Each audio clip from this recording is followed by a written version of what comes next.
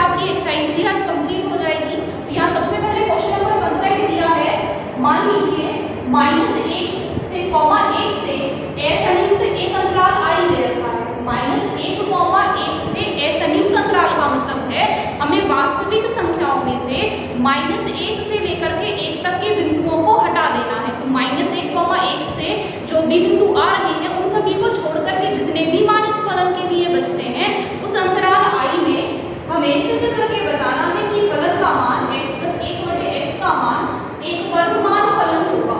तो सबसे पहले हमें फलन का मान दे रखा है f(x) = x + 1/x। हमें कौन से अंतराल में सिद्ध करना है? i में सिद्ध करना है। तो हम मान करके चलेंगे कि x i से बिलोंग करता है और जहां i इसको प्रदर्शित करता है। यदि हम r में से -1 से 1 तक के मानों को निकाल देते हैं तो वही हमारे अंतराल का काम भी कर रहा होगा। यदि हम इनके लिए f' का मान निकालेंगे, x का अवकलज 1 होता है और 1/x का अवकलज -1/x² होता है। यदि हम इनका लैस लेकर के हल करेंगे तो लैस आएगा x² या x² - 1। अब यदि हम इस फलन को वर्धमान सिद्ध कर देते हैं दिए गए अंतराल में तो दिया गया फलन वर्धमान हो जाएगा। चूंकि f वर्धमान है या फलन वर्धमान होगा जबकि f' का मान 0 से बड़ा।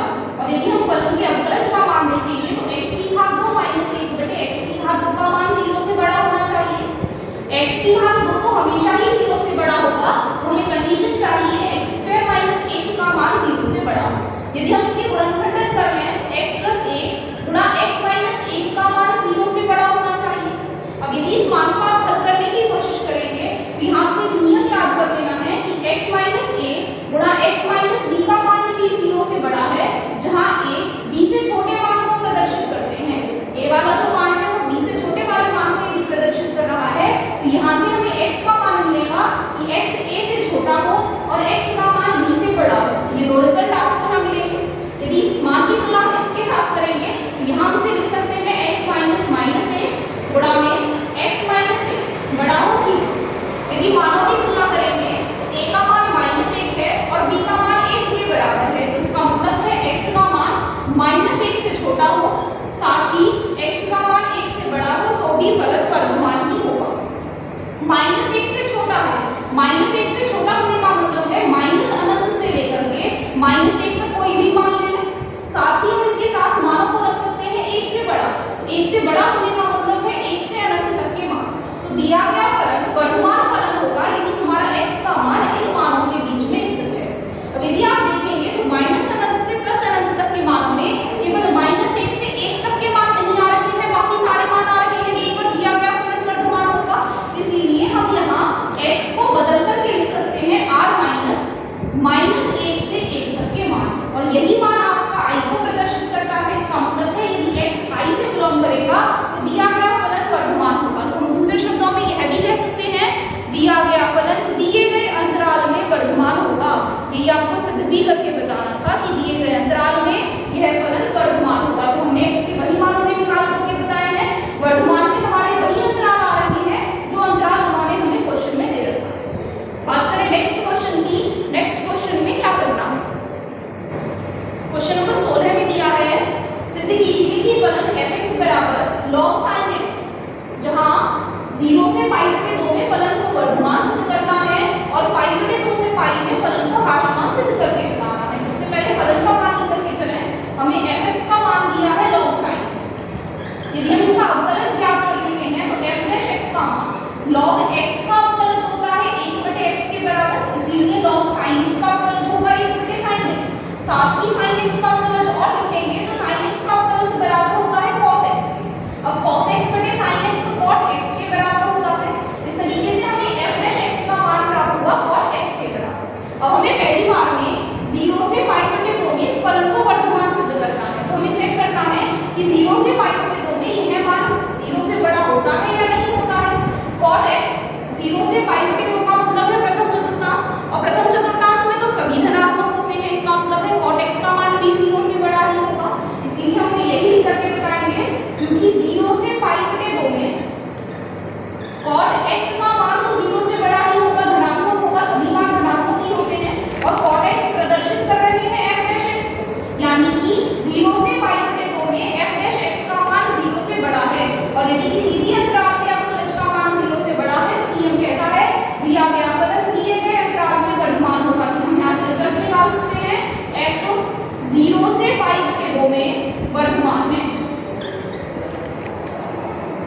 तरीके से आपका पहला पार्ट कंप्लीट हो जाता है। बात करें सेकंड पार्ट की, सेकंड पार्ट में हमें अंतराल दिया है π/2 से π। यदि हम π/2 से π में पढ़ रहे हैं तो π/2 से π का मतलब है द्वितीय चतुर्थांश, और द्वितीय चतुर्थांश में तो केवल साइन और कोसेक ही धनात्मक होते हैं, कॉट धनात्मक नहीं होता है, यानी कि cot x का मान 0 से छोटा होता है। cot x का मान 0 से छोटा होगा, यानी कि f' का मान 0 से छोटा होगा। और यदि फलन के अवकलज का मान दिए गए अंतराल में 0 से छोटा है तो हम यहाँ से रिजल्ट निकालें कि f π/2 से π में हाशमान। इस तरीके से आपका दूसरा वाला पार्ट भी कंप्लीट हो जाता है। पहले पार्ट में 0 से π में वर्धमान और π/2 से π में दिया गया फलन हाशमान सिद्ध हो जाता है। इस तरीके से आपका ये क्वेश्चन भी कंप्लीट हो जाता है। क्वेश्चन नंबर 17 में दिया है, सिद्ध कीजिए कि फलन fx बराबर log mod cos x 0 से π/2 में हाशमान है और 3π/2 से 2π में वर्धमान है। दिए गए फलन को फिर से एक अंतराल में हाशमान और दूसरे अंतराल में वर्धमान सिद्ध करके बताना है। साथ ही हमें यहाँ फलन का मान मॉड के साथ लगा करके दिया है।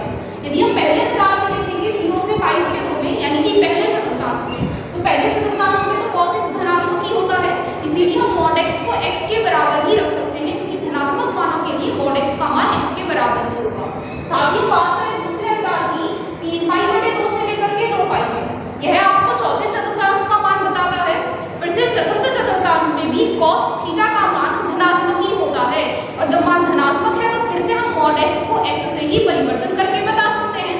यदि हम इस क्वेश्चन में फलन को log mod cos x की जगह log cos x भी इस्तेमाल कर लेते हैं दिए गए अंतरालों के लिए, तो भी कोई फर्क नहीं आने वाला है। तो यदि हम यहाँ fx का मान लिख करके चलें, fx बराबर log cos x, ये हमें फलन का मान दिया है। यदि हम इनका अवकलज ज्ञात करेंगे f' बराबर log x का अवकलज होता है 1/x, और cos x का अवकलज करेंगे तो माइनस के sin x, इन्हें आगे हल करें तो माइनस में sin x/cos x बराबर होता है tan x। ये हमें f' का मान प्राप्त हो जाता है। सबसे पहले अंतराल लेकर के चलेंगे 0 से π/2। पहले पार्ट में हमें इसी अंतराल में सिद्ध करके बताना है 0 से π/2, यानी कि पहले चतुर्थांश में tan x का मान धनात्मक होता है। सभी त्रिकोणमितीय फलन पहले चतुर्थांश में धनात्मक ही होते हैं। tan x का मान यदि धनात्मक है, यदि हम माइनस चिन्ह की गुणा दोनों पक्षों में कर लेते हैं, यह ऐसा का ग्रेटर की तरह लेस में बदल जाएगी, तो हमें माइनस tan x का मान 0 से छोटा मिलेगा, क्योंकि प्लस चिन्ह की गुणा माइनस में कर लेने पर वह हमें ऋणात्मक मान ही देंगे जो कि 0 से छोटे होंगे। अब यहाँ जो माइनस tan x है वो f' को प्रदर्शित कर रहे हैं, यानी कि f' का मान 0 से छोटा होगा, और जब भी फलन के अवकलज का मान 0 से छोटा होता है तो हम रिजल्ट निकालेंगे कि f दिए गए अंतराल में, यानी कि 0 से π/2 वाले अंतराल में हाशमान है। इस तरीके से आपका पहला पार्ट कंप्लीट हो जाता है। साथ ही आपकी किताबों में क्वेश्चन थोड़ा विस्तृत भी दे रखा है। क्वेश्चन में हाशमान की जगह वर्धमान और वर्धमान की जगह हाशमान छप गया है, तो इस क्वेश्चन को आप ठीक भी कर लेंगे। पहले अंतराल में फलन हाशमान आएगा और दूसरे दिए गए अंतराल में फलन वर्धमान आपको सिद्ध करना होगा। दूसरे वाले पार्ट को लेकर के चलें तो दूसरे पार्ट में हमें अंतराल का मान 3π/2 से लेकर के 2π के बीच में दिया है।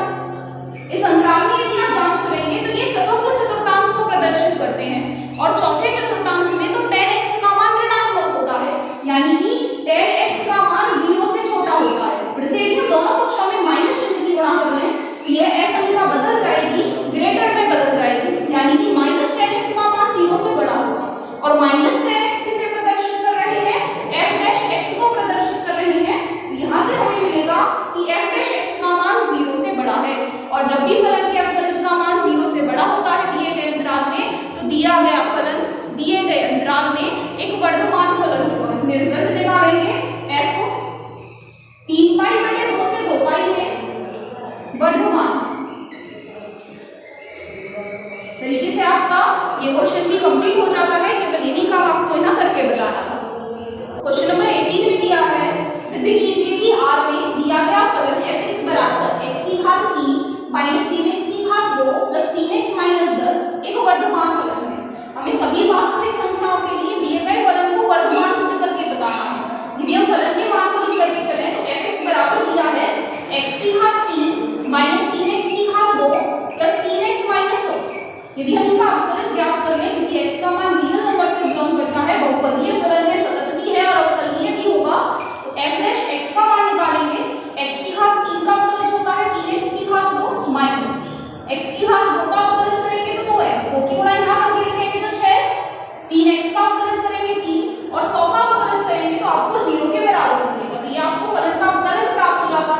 अब देखें तो यहाँ सभी मानों में 3 कॉमन आ रहा है, 3 कॉमन निकालेंगे तो अंदर बचेगा x की घात 2 माइनस 2x प्लस 1 जो कि बराबर होगा 3 गुणा x माइनस 1 के होल स्क्वायर।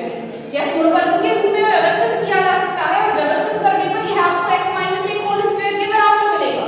अब क्योंकि किसी भी संख्या को पूर्ण वर्ग के रूप में दे रखा है तो उसका मान तो हमेशा ही 0 से बड़ा या 0 के बराबर होगा, यानी कि f डैश x का मान सदैव ही 0 से बड़ा या 0 के बराबर आ रहा है, चाहे आप x का मान कुछ भी ले लीजिए।